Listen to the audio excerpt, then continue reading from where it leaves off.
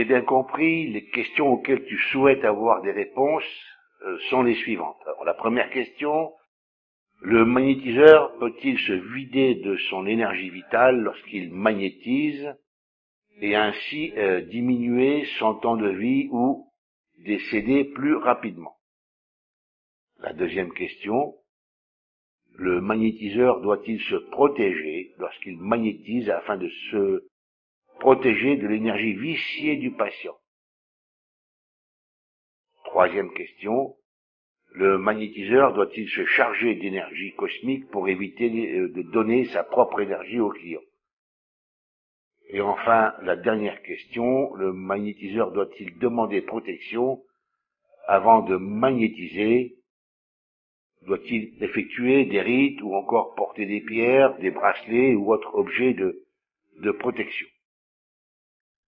À entendre ces questions, j'ai l'impression que l'acte de magnétiser est aussi dangereux qu'une promenade dans un réacteur nucléaire. Ou encore, ça me fait penser, lorsque j'étais en Afrique, à ces personnes qui ne souhaitaient pas se faire prendre en photo parce qu'elles avaient peur de perdre leurs âmes. J'ai aussi le sentiment que magnétiser pour certains individus est un acte dangereux et que cela pourrait éventuellement toucher à leur pronostic vital.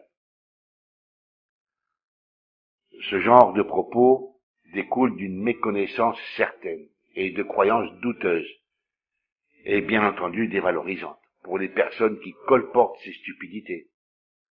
Le problème est que cela discrédite l'ensemble du milieu au regard de la communauté scientifique et médicale.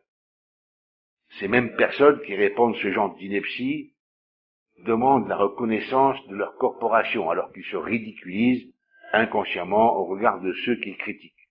Imaginons un instant un enfant malade, à qui la mère ou le père dirait « Je dois me protéger pour te soigner, car tu as de l'énergie viciée et tu risques de me rendre malade. » Supposons un instant comment se sentiraient les clients qui se retrouvent qualifiés de potentiellement dangereux, qu'ils peuvent contaminer énergétiquement leurs proches, qu'ils sont pestiférés énergétiquement.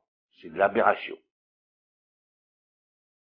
J'invite les personnes à qui l'on induit ce genre de niaiserie à fuir ces individus qui rayonnent leur propre peur, leur propre ignorance et transmettent la peste abétissante.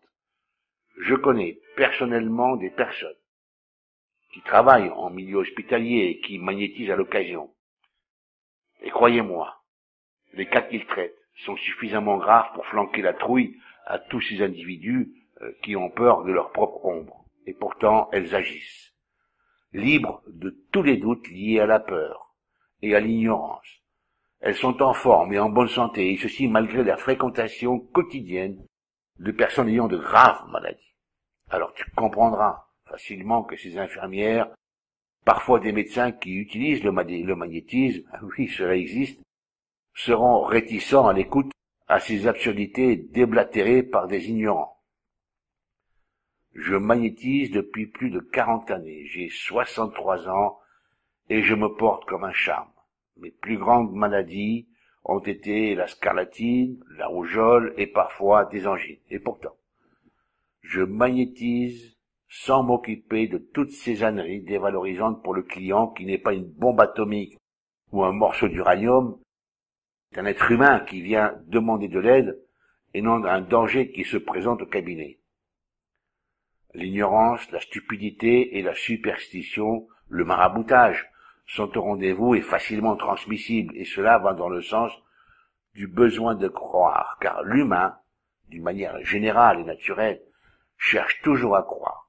Alors autant donner crédit à ce qui encourage, valorise, plutôt qu'à des choses qui entraînent dans la peur, l'ignorance, la dévalorisation. Il faut s'imaginer que ce genre d'informations et de croyances sont des boulets que l'on traîne et qui empêchent l'action juste.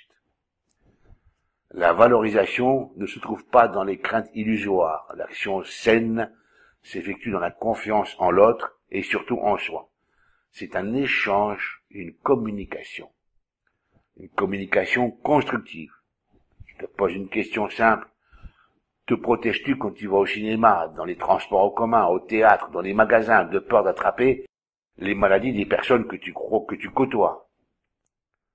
La peur tue l'esprit, la vertu développe la connaissance valorisante et juste. L'intention détermine l'acte. La pensée gère l'action. Si tu magnétises en ayant au préambule protection, risque, demande d'aide et je ne sais quelles aberrations de ce genre, quelle sera la qualité de ton soin? Où se trouve l'empathie dans cette façon de penser qui détermine l'acte? Quel est l'état d'être de ces individus axés essentiellement sur leur petite personne fragile? Alors sortons des superstitions, des peurs abétissantes, dévalorisantes. La conscience est constructive, créative et évolutive. L'homme est une conscience incarnée, créateur de ses propres valeurs et responsable de ses actes.